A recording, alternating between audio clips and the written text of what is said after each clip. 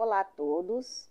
Bom, hoje vamos dar início a mais uma formação, intitulada Estratégias e Adaptações de Materiais Pedagógicos para Deficientes Visuais, tá? Eu sou a professora Andréia, ficarei com vocês neste módulo 1, ok? Bom, antes de falarmos, sobre as estratégias, vamos conhecer um pouquinho do CAP, que é o centro que é um Centro de Apoio Pedagógico ao Deficiente Visual no Estado de Mato Grosso, que ele oferece serviços de apoio pedagógico, formação e suplementação didática, ao sistema de ensino, tá? E o CAP, O que vamos assim, procurar entender o que o CAP, qual é o trabalho do CAP, qual é o papel do CAP nesse processo da inclusão do estudante com deficiência visual, Bom, o CAP, ele trabalha dentro de algumas vertentes, tá? A questão da avaliação funcional da visão, Nós fazemos toda essa parte da avaliação funcional quando é solicitado, para que a gente compreenda como que funciona a visão do estudante, Então, todo esse processo é feito durante essa avaliação funcional da visão. Nós trabalhamos também com orientações pedagógicas aos estudantes, aos professores, à família e à comunidade em geral, tá? Trabalhamos também com formação continuada no campo da deficiência visual, com a produção de materiais, tanto braille ampliado, em relevo. Fazemos também o atendimento em orientação e mobilidade. O que seria essa orientação e mobilidade? Seria toda aquela parte que dá a autonomia para o estudante cego ou também a qualquer outra pessoa cega, a se locomover com independência e autonomia. E nós temos também a atividade de vida autônoma, que seria também essa questão da independência ao se vestir, nos seus cuidados pessoais, no social. Então, seria toda essa parte com atividade de vida autônoma. E nós temos também a tecnologia assistiva, tá? Agora vamos falar um pouquinho sobre a deficiência visual, Sobre a conceituação da deficiência visual. O que seria a deficiência visual, Bom, a deficiência visual, ela é caracterizada, com o comprometimento total ou parcial, tá? Da capacidade visual de um ou de ambos os olhos, tá? Quais seriam os tipos da deficiência visual, Porque muitas vezes quando falamos em deficiência visual já pensamos no cego, E não seria bem isso. A deficiência visual, ela tem 3 tipos, Nós temos a baixa visão, que será trabalhado com vocês no módulo 2, tá? E nós temos a cegueira e a visão monocular, que ela entrou na deficiência visual, no tipo de deficiência visual, agora na lei 14.126, tá? De 2021, onde ela também foi incluída nessa questão dos tipos da deficiência visual, tá? E nós vamos aqui falar exclusivamente sobre o atendimento, essa questão das estratégias com os estudantes cegos, tá? Então, vamos falar desde a questão do espaço escolar até como a questão dessas estratégias e recursos, tá? Então, antes de falarmos da questão das estratégias para o atendimento com esse estudante cego, nós precisamos falar um pouquinho sobre como acolher esse estudante, Pois é neste acolhimento que nós conseguiremos dar início para traçar as estratégias a serem aplicadas. Bom, vocês estão recebendo um estudante cego pela primeira vez, E ainda não conhecem o trabalho a ser desenvolvido. Como ele aprenderá, qual a metodologia a ser usada, a forma de leitura e escrita, qual a acessibilidade a ser oferecida e quais os recursos a serem utilizados, Bom, primeiramente, nós precisamos ter um diálogo com a família desse estudante, Para saber como é que o mesmo se comporta em sua casa, Com a família, com os amigos. Procurar saber se esse estudante já frequentou outra escola, Qual seria essa escola, Procurar entrar em contato com ela para pegar algumas informações que possam ajudar a você nesse processo de ensino-aprendizagem, Depois disso, você vai apresentar esse estudante à unidade escolar, apresentando a sua sala de aula, né? Apresentando a toda a comunidade escolar, desde o porteiro, né, que recebe lá na entrada da escola, até a técnica de nutrição, né, que trabalha ali na cozinha, fazendo a comidinha, né, as pessoas que cuidam da parte da limpeza da escola, né, você vai precisar fazer essa apresentação para poder mostrar para essas pessoas, né, esse estudante, falar um pouquinho sobre a deficiência dele, para que essas pessoas também tenham, né, esse contato com o estudante e saibam como lidar também com essa deficiência no ambiente escolar, tá? E esses dados colhidos, né, todas essas informações, elas já vão servir de base para você dar início a uma avaliação pedagógica do estudante. E assim você vai trilhar esse atendimento da melhor forma, tá? E aí nós temos também a questão da importância, né? Falar um pouquinho sobre a importância de se usar as estratégias e os materiais adaptados, né? Bom, a utilização de estratégias e materiais adaptados em relevo, ela é fundamental para garantir o acesso à educação e a plena participação de estudantes com deficiência visual, né, nesse processo de ensino e aprendizagem. Esses recursos, eles permitem que os estudantes explorem conceitos, desenvolvam habilidades e adquiram conhecimentos de forma tátil, né, compensando a falta de visão.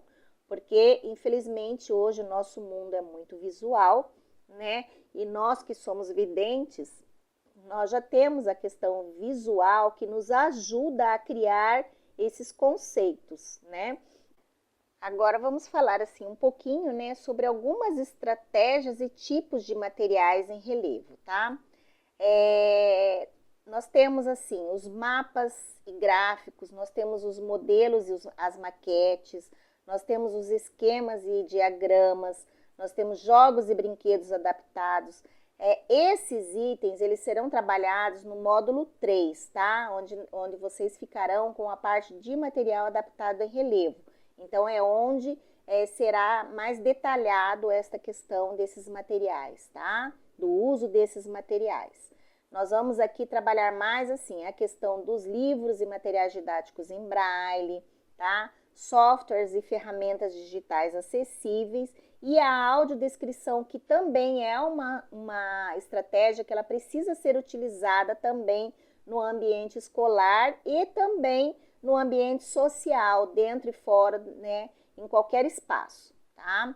A questão dos materiais em braille, nós temos ali os livros, as apostilas, hoje nós temos o material estruturado, né, que é todo transcrito para o sistema Braille, né, garantindo assim o acesso à leitura e à escrita para os estudantes cegos, né? Então, a partir do momento que você tem um estudante cego, você sabe que o seu estudante é alfabetizado em Braille, então esse material já vai ser uma estratégia que você vai poder utilizar com o seu estudante. Nós temos também softwares e ferramentas digitais acessíveis, né? Que nós precisamos empregar esses softwares, né? Com recursos de leitura de tela, com reconhecimento de voz, né? E também outras funcionalidades que permitam a esses estudantes, né, utilizar computadores, tablets, smartphone, Chromebook, né? Então, nós temos muitos softwares aí que hoje estão disponíveis, alguns ainda são até gratuitos, que você consegue baixar e fazer o uso desses materiais, né, dessas estratégias, para facilitar esse processo de ensino-aprendizagem com o estudante, tá? Agora, nós não podemos deixar de falar aqui algumas considerações que são muito importantes, tá? Nós temos a questão da individualização, né? A individualização, que seria, né? É você reconhecer e valorizar as características individuais de cada estudante, considerando o seu ritmo de aprendizagem, o seu nível de desenvolvimento, o seu estilo de comunicação, né? E preferências sensoriais para adaptar as estratégias de ensino, né? E os materiais didáticos de forma personalizada.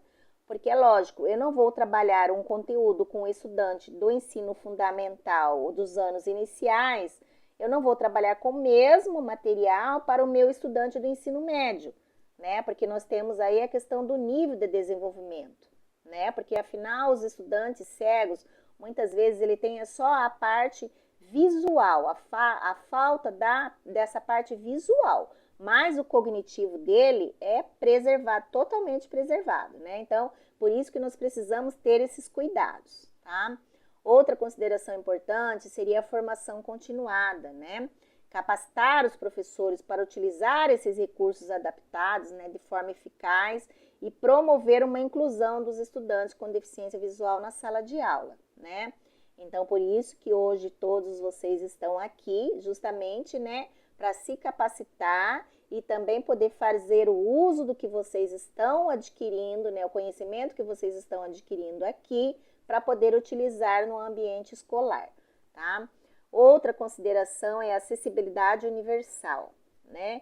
Que seria criar um ambiente de ensino e aprendizagem acessível a todos os estudantes, incluindo aqueles com deficiência visual, garantindo a equidade de oportunidades e a participação plena no processo educativo.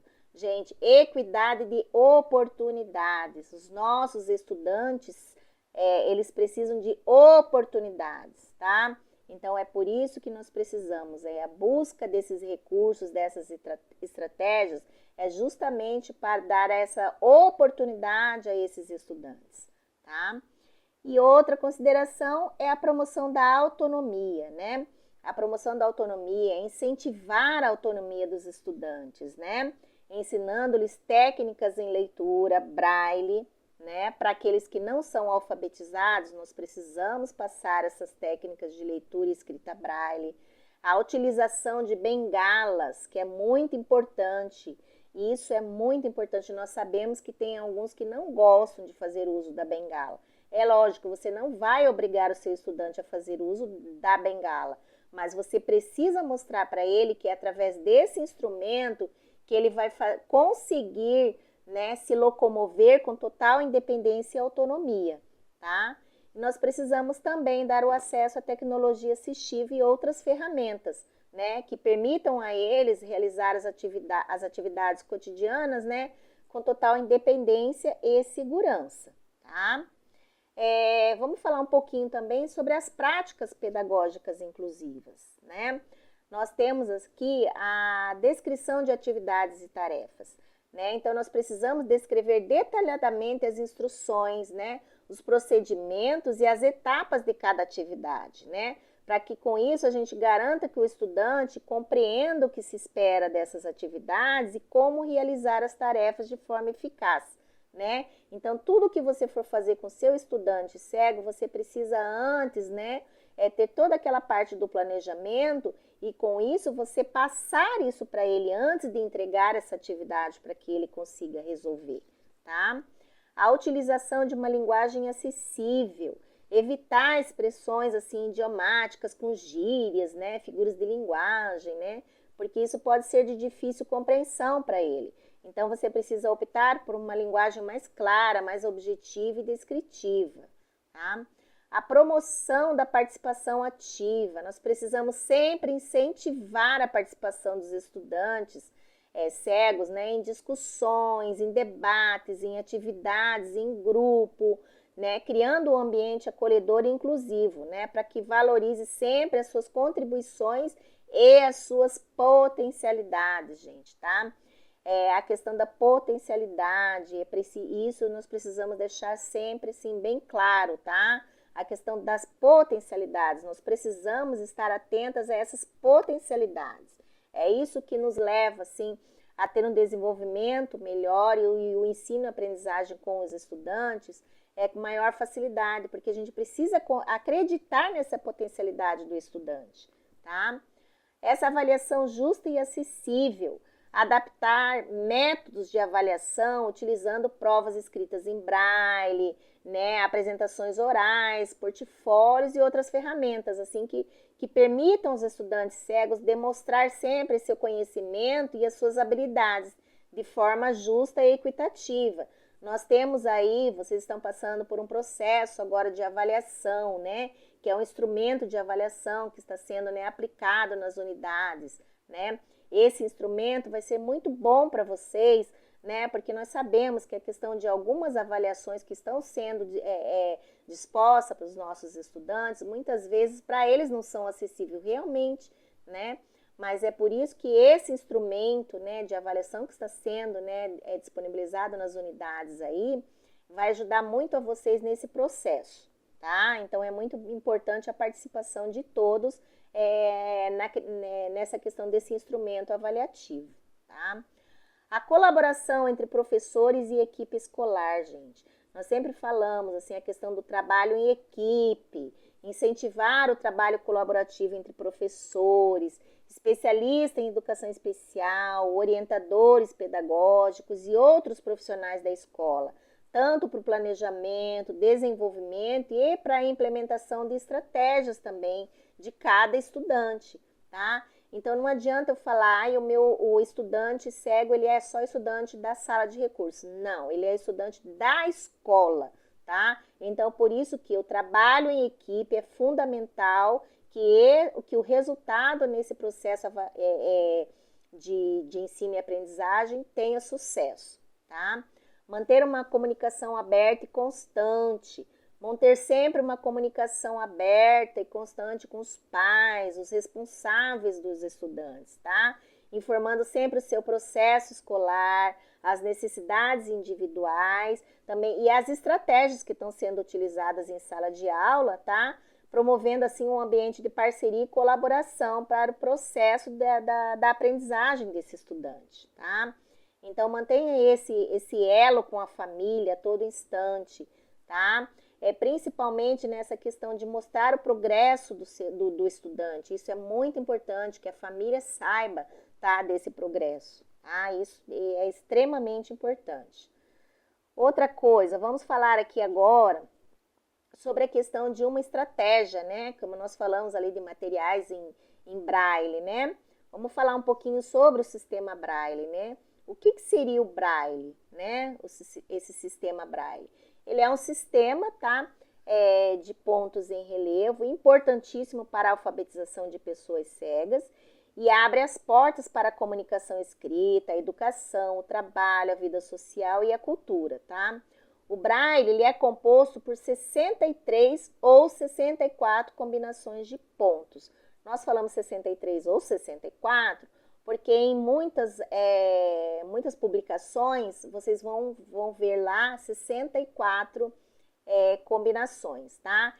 Isso porque uma celinha que seria aquele retângulo onde tem os pontos que vocês vão ver logo no outro slide, é um retângulo onde tem os pontinhos Braille, que é esses pontinhos que farão as combinações para a questão das letras em Braille, tá?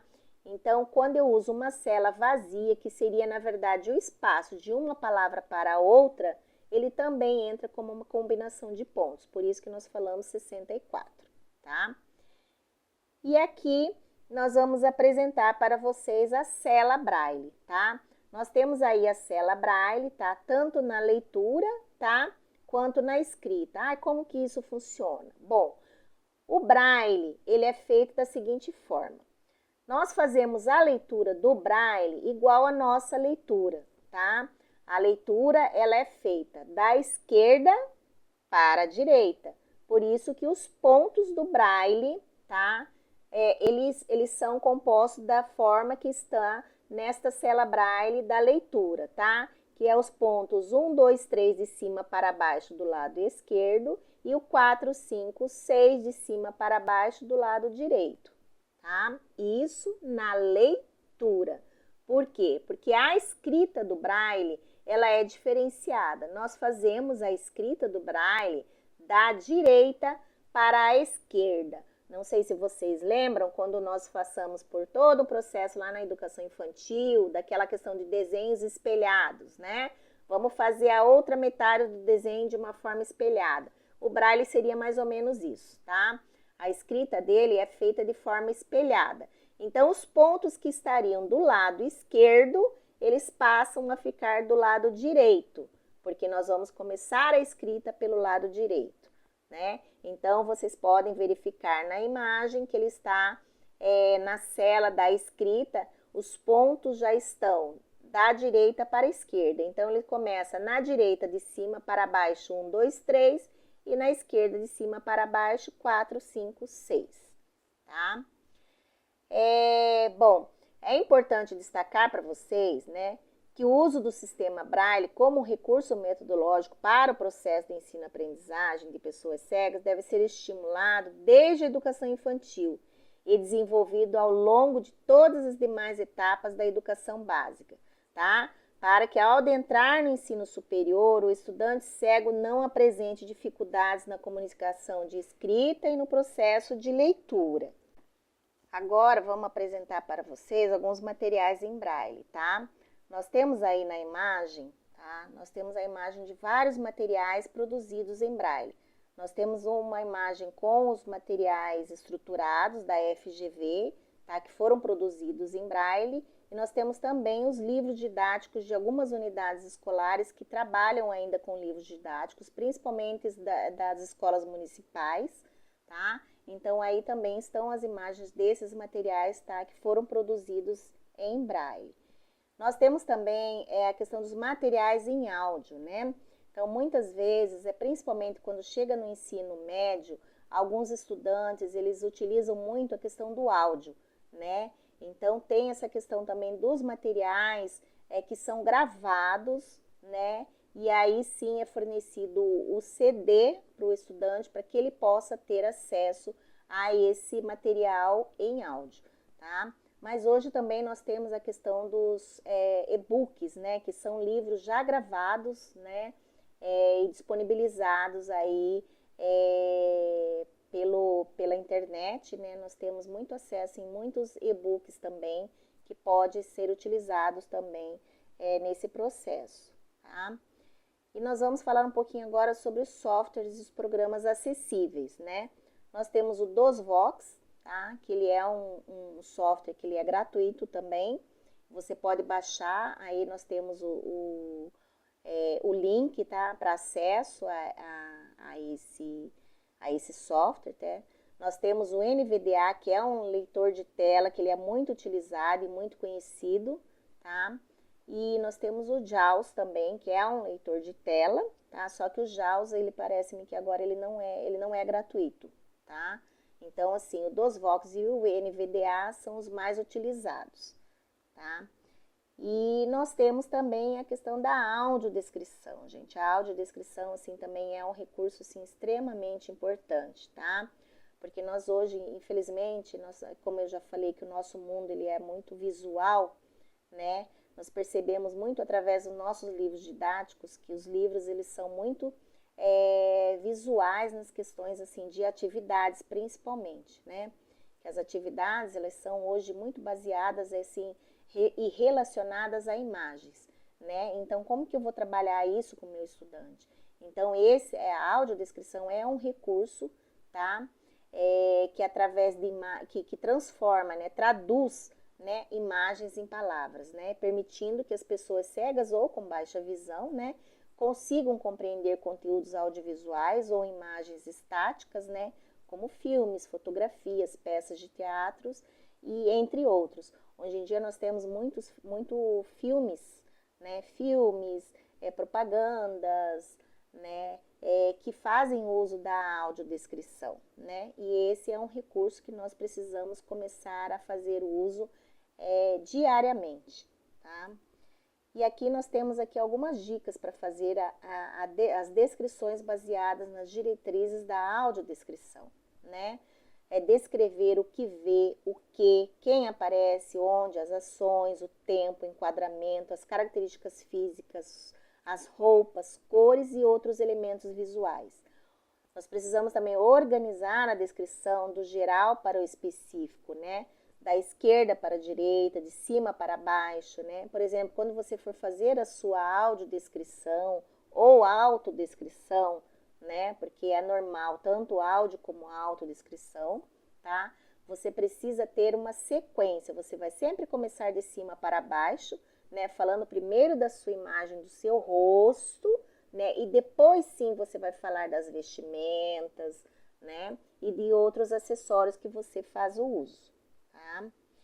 descrever cada pessoa, personagem por vez, priorizar os elementos mais importantes de acordo com o contexto.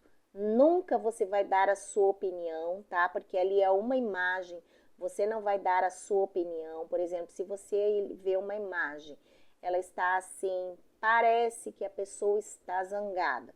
Você não vai colocar a sua opinião e falar assim, por exemplo, uma história em quadrinho do Cebolinha. Cebolinha está zangado. Não, né? Você tem que colocar a aparência, né? Aparenta estar, né, com a feição de zangado, tá?